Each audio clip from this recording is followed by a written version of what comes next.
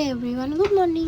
প্রতি বছরের মতো এবারেও ছিল কৌশিকী অমাবস্যার দিনটিতে বৃষ্টি। তো ছিল আমাদের এখানে তারা পুজোর মেলা, তাই একটু সকালবেলা উঠে স্নান করে চলে গিয়েছিলাম আইব্রো করতে কাকিমার বাড়ি। আর আমার চুলের অবস্থা ঠিক ছিল এইরকম, তাই কষ্ট চেপে রেখে আইব্রো করতে বসে গেলাম। নেল এক্সটেনশনটা করে দিয়েছিল আমার দিদি।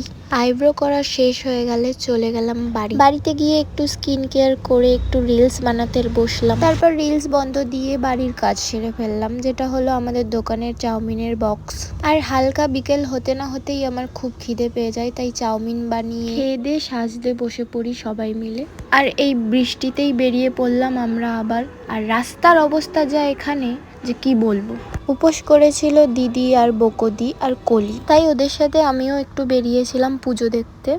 মেলায় যেতে না যেতেই দেখা হয়ে যায় ফ্রেন্ডসদের সাথে, তাই ওদের সাথেই একটু বৃষ্টিতে মজা করলাম। সন্ধ্যা আরতি দেখতে দেখতে আবার সেই বৃষ্টি নামলো।